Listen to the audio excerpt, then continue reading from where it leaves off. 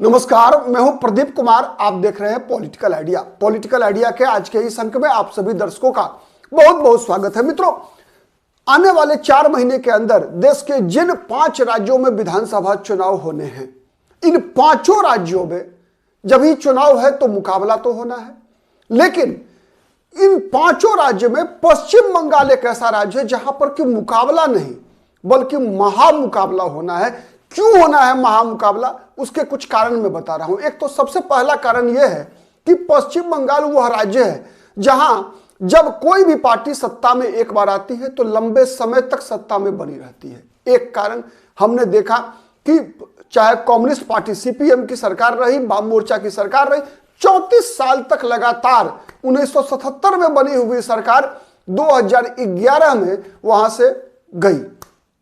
अब उसके बाद से लगातार 15 वर्षों से ममता बनर्जी वहां सरकार में है, सत्ता में है। मतलब जो भी पार्टी सत्ता में आती है, सत्ता उसके हाथ से निकलना बहुत ही मुश्किल होता है।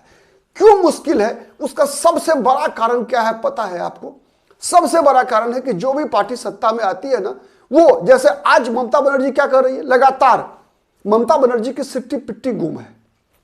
ममता बनर्जी को पता चल चुका है कि इस बार ममता बनर्जी के चुनाव जीतने का जो फॉर्मूला है, जिस फॉर्मूले की ममता बनर्जी ने चोरी किया था सीपीएम से, सीपीएम जिन कारणों से लगातार 34 वर्षों तक पश्चिम बंगाल में अपनी सत्ता बनाए रखी थी, उसी फॉर्मूले से ममता बनर्जी की भी 15 वर्षों की सत्ता बनी हुई है। और वो फॉर्मूला इस बार ध्वस्त होता हुआ दिख रहा है। क्यों होता हुआ दिख रहा है? तो उसके पीछे जो कई कारण हैं, उन कारणों में सबसे पहला कारण है एसआईआर। अभी एसआईआर के तहत सबसे पहले चुनाव आयोग ने 58 लाख से ज्यादा नाम हटाया वहां मतदाता सूची से, ठीक है। और कुल मतदाताओं की संख्या जो वहां जो प्रकाशित की गई है 16 दिसंबर को वोटर लिस्ट का ड्राफ्ट, उसमें 7.66 करोड़ मतलब 7 करोड़ 66 लाख से घटकर अब वहां 7 करोड़ 8 लाख मतदाता वहां बच गए हैं, ठीक है। अब 27 दिसंबर से जो दूसरा चरण शुरू हुआ है, उसमें क्या होना है कि 1 करोड़ 67 लाख मतदाताओं को क्या करना है कि इन मतदाताओं को अब यह साबित करना है कि उन्होंने जो डॉक्यूमेंट्स दिए हैं, उन्होंने जो तथ्य चुनाव आयोग के सामने में प्रस्तुत किया है, वो तथ्य कितने सही हैं। क्योंकि ये जो 1 करोड़ 67 लाख मतदाताओं की जो फॉर्म जमा हुए हैं मित्रों, तो फॉर्म जमा कलेक्ट किसने किया है? बीएलओ ने। बीएलओ कौन होता है? Booth level officer. और ये होते कौन है बूथ लेवल ऑफिसर? ये होते हैं राज्य सरकार के कर्मचारी। राज्य सरकार के कर्मचारी का मतलब क्या है? पश्चिम बंगाल की राजनीति में राज्य सरकार के कर्मचारी का मतलब 2011 तक, जब तक वाम मोर्चे की सरकार थी, तब तक राज्य सरकार के कर्मचारी का मतलब होता था सीपीएम का कैडर। और आज जब वो बीएलओ, मैं 100% बीएलओ की बात नहीं कर रहा, लेकिन एक सबसे बड़ी संख्या जो वर्तमान में बीएलओ हैं, जो सरकारी कर्मचारी हैं, जो राज्य सरकार के कर्मचारी हैं, इसका मतलब है टीएमसी का कार्यकर्ता। क्योंकि पश्चिम बंगाल में अगर 34 वर्षों तक वाम मोर्चे ने शासन किया लगातार और आज 15 वर्षों से ममता बनर्जी की सरकार बनी हुई है, तो उसका कारण, सबसे बड़ा कारण है कि सरकार के अंदर सरकार की जितनी भी माने पिलर्स होते हैं, उन पिलर्स पे सत्ताधारी दल का कब्जा हो जाता है सरकार की। जैसे अगर बंगाल पुलिस की बात कीजिए, तो जब तक 2011 तक, जब तक वाम मोर्चे की सरकार थी, बंगाल पुलिस सीपीएम के कैडर की तरह व्यवहार करती थी। वैसे ही जैसे आज बंगाल पुलिस टीएमसी के कैडर के रूप में बिहेव करती है, तो निश्चित है कि बीएलओ माने बूथ लेवल ऑफिसर जितने भी हैं, ये कौन है? ये टीएमसी के वर्कर की तरह इन्होंने काम किया है। तो अब इन 1 करोड़ 67 लाख मतदाताओं का जो फॉर्म जमा हुआ है, अब इससे ममता बनर्जी बौखलाई हुई है। ममता बनर्जी की चोरी पकड़ी गई है। बंगाल का इतिहास रहा है, चाहे वाम मोर्चा 34 साल तक शासन करने में और टीएमसी का, कि चुनाव में रिगिंग, धांधली बूथ पर भी होती है, मतदाता सूची में भी होती है। जो मतदाता अब इस दुनिया में नहीं है, उनके नाम पर वोट कास्ट होता है। और ये जो 58 लाख लोगों के नाम चुनाव आयोग ने निकाल दिए, सबसे पहला ममता बनर्जी का ये नुकसान है, सीधा नुकसान है। अब मरे हुए लोग या जो पश्चिम बंगाल में जो जिनके फॉर्म जमा नहीं हुए, उनके नाम पर तो वोट नहीं डलेगा। यह ममता बनर्जी को पता चल चुका है। अब ये 1,67,00,000 मतदाताओं जिनके फॉर्म में जो डॉक्यूमेंट्स चाहिए साबित करने के लिए कि वो सही में मतदाता हैं पश्चिम बंगाल के, अब उन्होंने अगर डॉक्यूमेंट जमा नहीं किया तो फिर उनके नाम भी हटेंगे, और उसकी जांच चल रही है। अब तक 1,67,00,000 में से 1,36,00,000 मतदाताओं के रिकॉर्ड की जांच हो चुकी है। मतलब अब केवल 31 लाख मतदाताओं के नाम की जांच चल रही है और उसकी प्रक्रिया 1,36,00,000 मतदाताओं के डॉक्यूमेंट्स की जो जांच हुई है उसमें 31 लाख वोटर का रिकॉर्ड जो है मैच ही नहीं हो रहा है। मतलब ये 31 लाख वोटर का नाम जो बीएलओ ने जो फॉर्म जमा किया है, सत्ताधारी दल को फायदा पहुंचाने के लिए फॉर्म जमा हुआ है और उनका प्रयास है कि इनका नाम मतदाता सूची में आ जाए और फिर टीएमसी के कैडर जो है उसके नाम पर वोट डाल लें चुनाव में। तो आप सीधा अनुमान लगा लीजिए कि 58 लाख नाम जो कट गए और अब तक ये 31 लाख, मतलब क्या हुआ, 89 लाख। 89 लाख का मतलब क्या हुआ? 89 लाख का मतलब हुआ कि 7 करोड़ की जनसंख्या में 89 लाख, लगभग 13% मतदाता का नाम मतदाता सूची से घटना तय है, लगभग 13%। और ये 13% मतदाता कौन है? कौन इनके नाम पे वोट डाल रहा था? तो इसका जवाब ढूंढना मुश्किल नहीं है। अब इन्हीं कारणों से ममता बनर्जी की बौखलाहट आप देखिए। बौखलाहट क्या? सबसे पहले 31 दिसंबर को अभिषेक बनर्जी एक प्रतिनिधिमंडल लेकर जाते हैं मुख्य चुनाव आयोग से मिलने के लिए। बाहर आकर प्रेस से किस भाषा में बात करते हैं बताइए?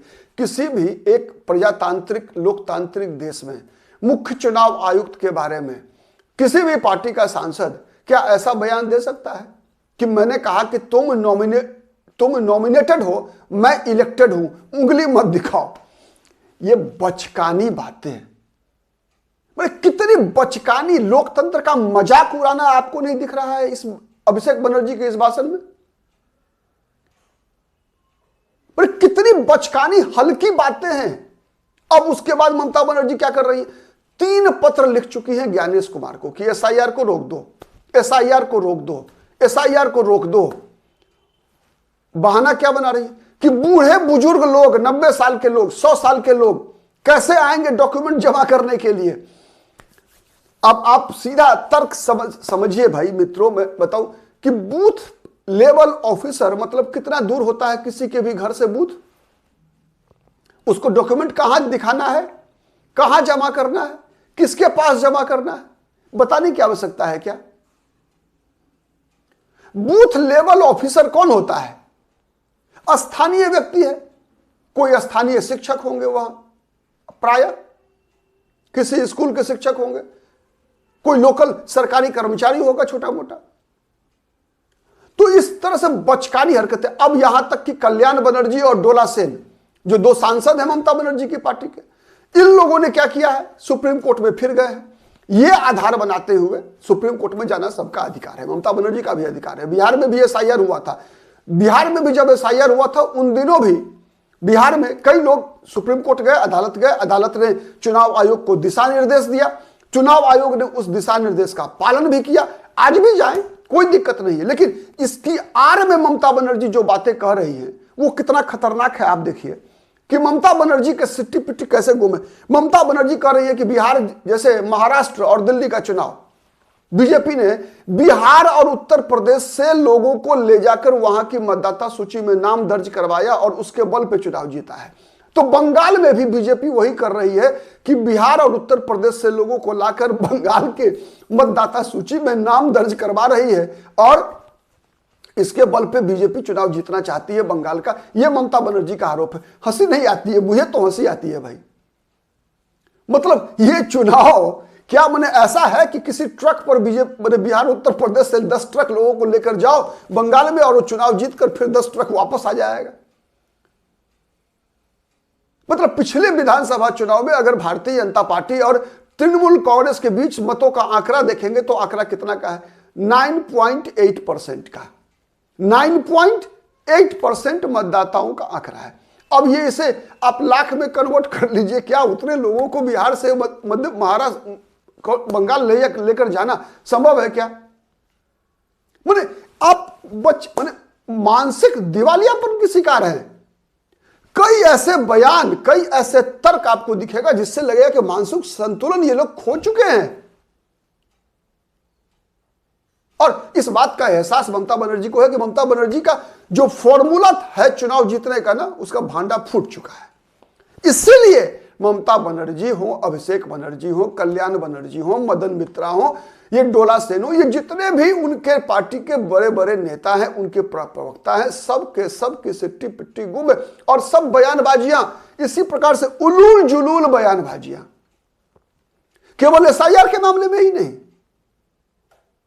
एसआईआर के मामले में ही नहीं। अब देखिए ममता बनर्जी अब क्या कर रही है इस चुनाव में। जो ममता बनर्जी बांग्लादेश के मुद्दे पर मुंह खोलने को तैयार नहीं, जो ममता बनर्जी मुर्शिदाबाद में घटी घटनाओं पर आज तक कोई बयान नहीं आता है, वही ममता बनर्जी हुमायूं कबीर द्वारा बाबरी मस्जिद का निर्माण कराए जाने की घोषणा करते ही हुमायूं कबीर को पार्टी से निकाल देती है। एकदम 24 घंटे के अंदर निकाल देती है, त्वरित कार्रवाई। लगता नहीं है कि सेटिंग है ये। मैंने इसमें कहीं कोई दिखता नहीं है कि ये एक सब कुछ स्क्रिप्टेड है। ममता बनर्जी को एहसास हो चुका है, क्यों मैं कह रहा हूं स्क्रिप्टेड है, कि ऐसी मांग करे हुमायूं कबीर जिससे कि ममता बनर्जी को हिंदू समर्थक दिखाया जा सके।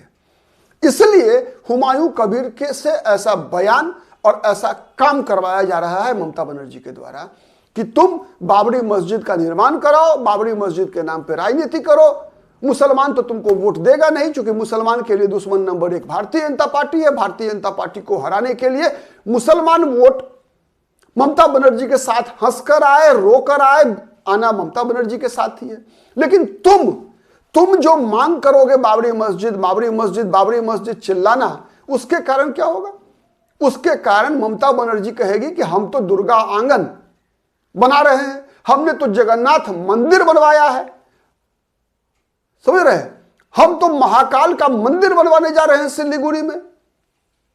अब बात समझिए, मतलब ममता बनर्जी को हुमायूं कबीर के बहाने हिंदू कार्ड, गंगा सागर में पुल का निर्माण कराएंगी ममता बनर्जी, विशाल मंदिर बनाएंगी, वो दुर्गा आंगन बनाएंगी, दुर्गा मंदिर बनाएंगी। वो ये राजनीति है ममता बनर्जी की। खुद को, चूंकि ममता बनर्जी को मालूम हो चुका है कि पिछली बार 54% हिंदुओं ने पश्चिम बंगाल में भारतीय जनता पार्टी को वोट दिया था, तब भारतीय जनता पार्टी को कुल वोट का 38.1% वोट मिला था। विधानसभा चुनाव की बात मैं कर रहा हूं। इस बार संभावना यह दिख रही है कि भारतीय जनता पार्टी को हिंदुओं का 70 से 80% वोट मिलता हुआ दिख रहा है। 70 से 80% वोट मिलता हुआ दिख रहा है। यही कारण है कि अब ममता बनर्जी एक तो हिंदू कार्ड खेल रही है, दूसरा पश्चिम बंगाल के मतदाताओं को बंगाली और प्रवासी, मतलब बिहार उत्तर प्रदेश के लोग पश्चिम बंगाल में कई, चूंकि पश्चिम बंगाल मतलब आप कह सकते हैं कि पूर्वी भारत का सबसे बड़ा शहर है, सबसे बड़ा राज्य कह सकते हैं आप इस मामले में है कि आज का बिहार, आज का उड़ीसा, ये तो बंगाल से ही कटकर बना है ना। तो कोलकाता, दिल्ली, मुंबई, कोलकाता और चेन्नई, पूरा मतलब उत्तर भारत में दिल्ली, पश्चिम भारत में मुंबई, दक्षिण भारत में चेन्नई और पूर्वी भारत में कोलकाता। और कोलकाता और बंगाल प्रोविंस, 4 प्रोविंस, आप 5 प्रोविंस में भारत बटा हुआ था अंग्रेजों के जमाने में। तो बंगाल में बिहार, उत्तर प्रदेश के लोग वैसे ही जाते रहे हैं नौकरी करने, रोजगार करने, पढ़ाई के लिए जाया करते थे पहले भी, आज भी जाते हैं, जैसे दिल्ली जाते हैं, मुंबई जाते हैं, चेन्नई जाते हैं। भारत की रचना ही ऐसी है। तो अब उन बिहारियों को राज ठाकरे जैसी राजनीति ममता बनर्जी कर रही हैं।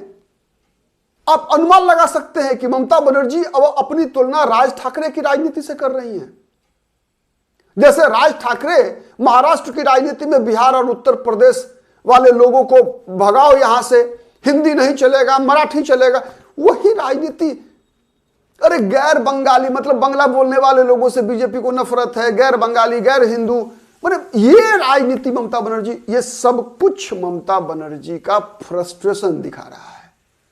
उसका एकमात्र कारण है ममता बनर्जी बंगाली बोलने वाले, जन्म लेने वाले बंगाली परिवार में, और बाहर बिहार, उत्तर प्रदेश से गए हुए लोग जो वहां रोजगार के लिए, शिक्षा के लिए, व्यवसाय के लिए, नौकरी के लिए, पढ़ाई के लिए, जिस किसी भी काम से गए हैं बंगाल में, कई शहर ऐसे हैं, मालदा है, आसनसोल है, दुर्गापुर है, कोलकाता है, हावड़ा है, दमदम में भरे हुए हैं प्रवासी लोग अन्य राज्यों के। अब इन लोगों को ममता बनर्जी कह रही है बाहरी। तो माने हिंदू के नाम पर जो 70-80% लोग एक साथ आते हुए दिख रहे हैं, विशेषकर मुर्शिदाबाद की घटना के बाद, विशेषकर बांग्लादेश में चल रही घटनाओं के बाद, इस कारण से ममता बनर्जी फ्रस्ट्रेटेड है, उनकी पार्टी फ्रस्ट्रेटेड है, दिमाग काम नहीं कर रहा है। तो हर तरफ आप देखिए कि उलूल जुलूल चलती आ रही है। अब बीजेपी के लिए क्या है, इसमें सबसे बड़ी चुनौती है बीजेपी के लिए। बीजेपी का रास्ता क्लियर है, पश्चिम बंगाल में क्लियर रास्ता है। आज अगर किसी को नहीं दिख रहा है तो चुनाव परिणाम में दिखेगा।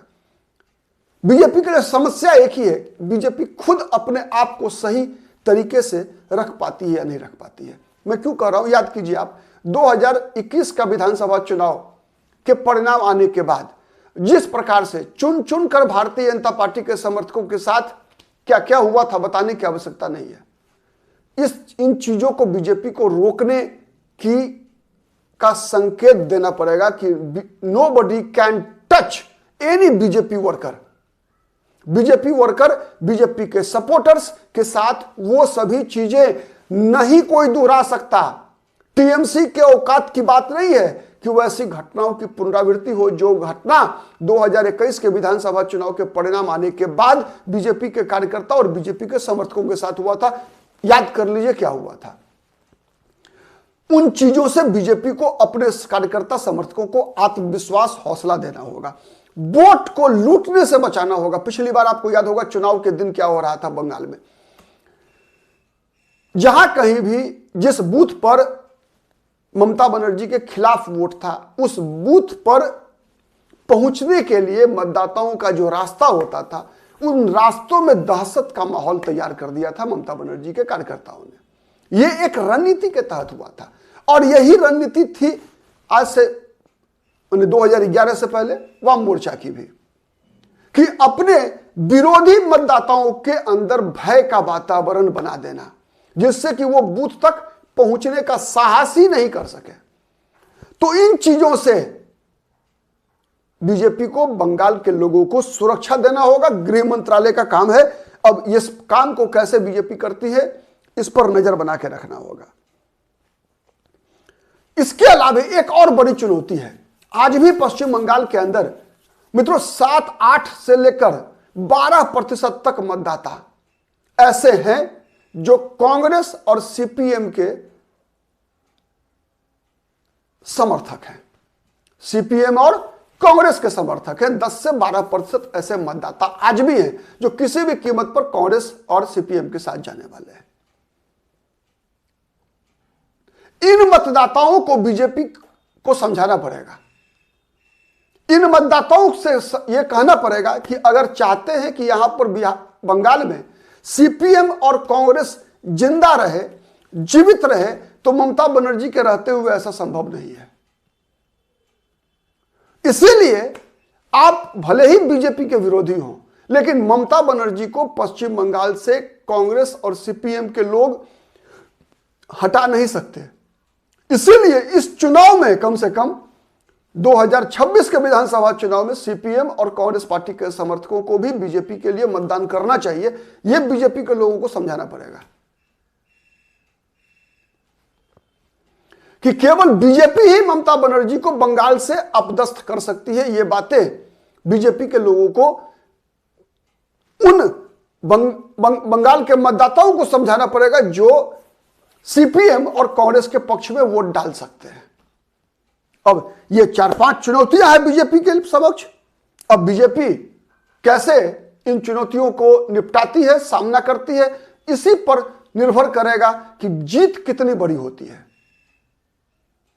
ममता बनर्जी की बातों से, ममता बनर्जी के रुख में आए परिवर्तन से इस बात में कहीं कोई शक नहीं है कि ममता बनर्जी जा रही है। आज के लिए इतना ही। बहुत बहुत धन्यवाद।